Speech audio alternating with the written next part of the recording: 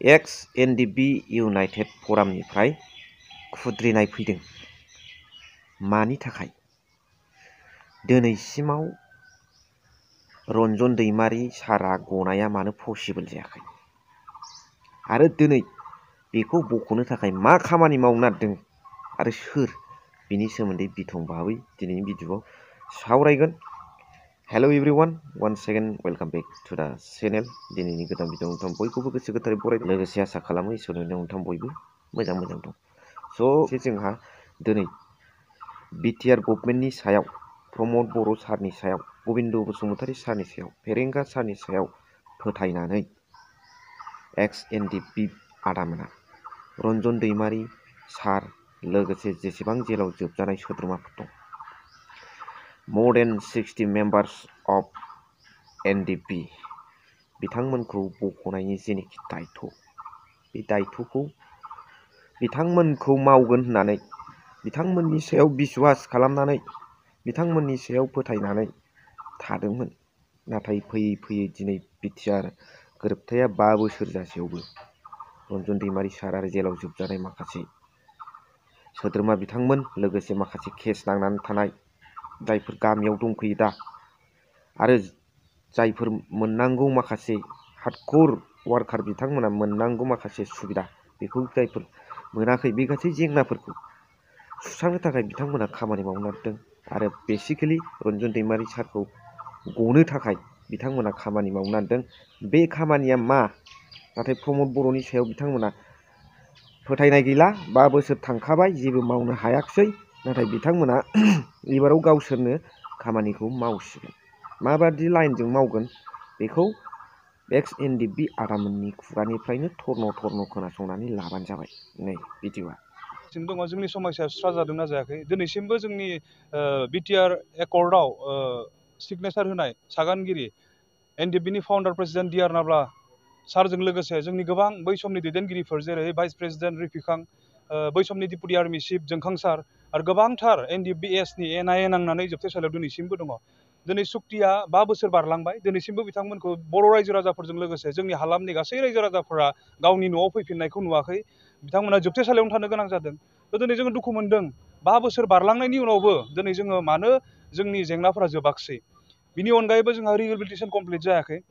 दिनै जोङो खोनानो मोन्दों, माखासे समनि सिगां बिटिसिनि डिपुटि चिफ गबिन्द बसुमतारी बिथाङा बुंदों जे एनडिबि रियेल जायफ्रा नंगुबै एनडिबि बिथांमोना रिहेबिलिटेसन मोनजोब्बाय, नङैफोरासो थालांदों होननानै बिथाङा बुंबावदों। गोबां जों दुखु मोनदों बिथांनि खुगानिफ्राय बे बाथ्राखौ खोनानानै।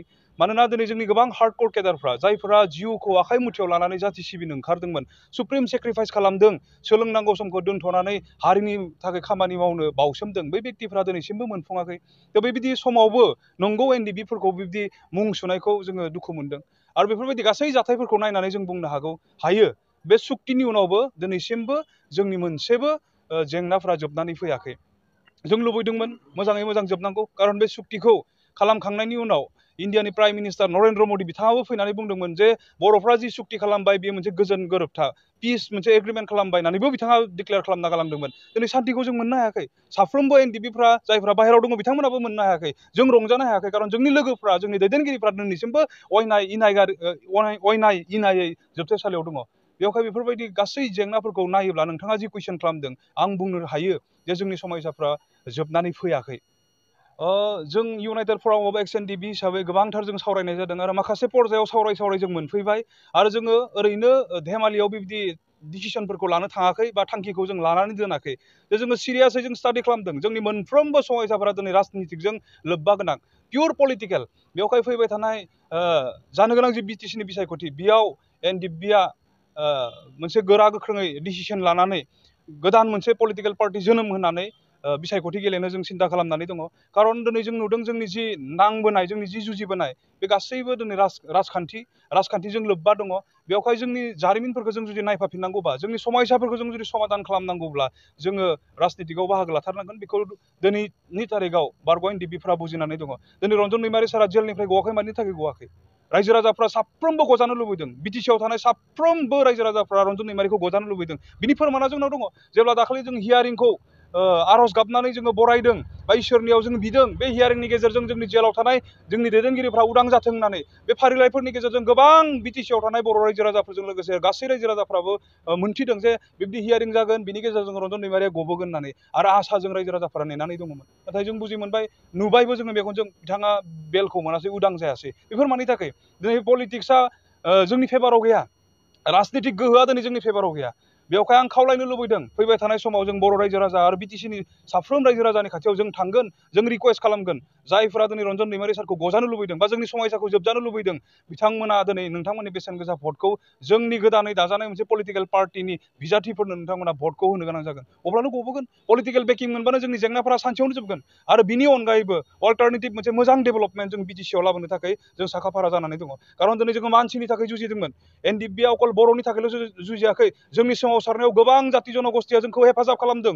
सोरबाया डाइरेक्ट मुं थिसननानै सोरबाया इनडाइरेक्टयै जोंनि ओनसोलाव थानाय गासैबो रायजो राजाफोरा दिनै जोंखौ सहाय खालामदोंमोन दावहायाव नाथाय बे जारिमिनखौ दिनै जों नायफाफिननो हायाखै राजनितिक गोहोआ दिनै जोंनि आखायाव गैयिनि थाखाय जों बेफोरखौ नायफाफिननो हायाखै बेवहाय जोंहा जारिमिन दङ जोंनि रायजो राजाफोरखौ नायफाफिननो थाखाय आरो मोनसे प्रपार मोजां जौगाखांनायखौ लाबोनो बे जौगाखांनाया कनस्ट्राक्सननिल' जानाय नङा जोङो मानसिनि साननाय हनायफोरखौबो जों सोलायनानै मोजां लामाजों आवगायलांनो हानाय बायदि जों दैदेननो जों सिन्था खालामदों बेवहाय फैबाय थानाय समाव जोङो गोदान मोनसे राजनितिक दोलो जोनोम होनानै जोङो बिटिसिनि बिसायख'थियाव जों बाहागो लानो नागिरदों आरो बे राजनितिक दोलोआ रावनिबो हेंथा नङा दिनै जों नुदों जों साननो गोनां बायद' जादों जोंनि जारिमिनखौ नायफाफिननो मानसिनि मोजां खामानि मावनो थाखाय आरो जोंनि जि गावनि मोनसे जेंना दङ जोंहा बेखौ जोङो सुफुंनो थाखाय गोदान मोनसे पलिटिकेल पार्टिनि जों सिन्था खालामनानै दङ आरो बेखौ थाबैनो बर' रायजो राजाफोरजों लोगोसे बिटिसिनि साफ्रोम रायजो राजाफोरा मोनथिगोन आरो गोबांथार अनसायनायखौ जों मोनगोन होननानै फोथायदों बियो जोंनिफ्राय फाइनेल जानानै दङ जों राजखान्थि हान्जाखौ जों जोनोम होगोन जोङो रावनिबो हेंथायै जों जोनोम होआ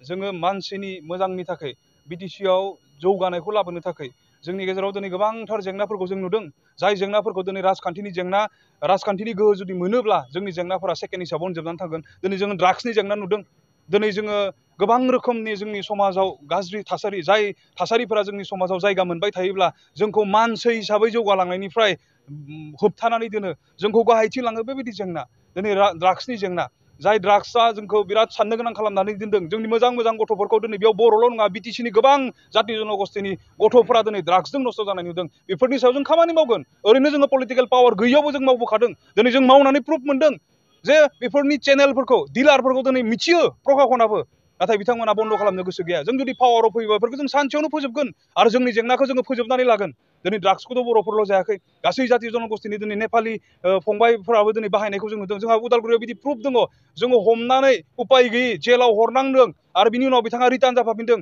दिनै बे व्यक्तिफोरा जोंखौ थेंक इउ होदों जे आदामोन नोंसोर आंखौ हमनानै जेलाव हरनायनि थाखाय आं ड्राग्सखौ गारनो हाबाय होननानै बुंदों गुबुन जातिनि गथ'फोर बेबायदि जेंनाफोरा दिनै जोंनि गेजेराव दङ बेवहाय जोङो गासै रायजो राजाफोरनि अनसायनायफोरखौ मोनगोन आरो जोङो मोजां खामानि मावलांनायाव जोंखौ हेफाजाब खालामगोन होननानै जोंहा फोथायनाय दङ बेवहाय जोङो फैबाय थानाय समाव जोङो गोदान मोनसे राजनितिक हान्जा जोनोम होनो जों थांगासिनो दङ बेखौ रायजो राजाफ्रा अनसायगोन आरो खोब खम समनि गेजेरावनो नुनो मोनगोन होननानै आं दिनै बुङो स' खोनाबाय मा सानो नोंथांमोना कमेन्ट्सनि गेजेरजों फोरमायहरबानो जाबाय स' थेंक इउ फर वाचिं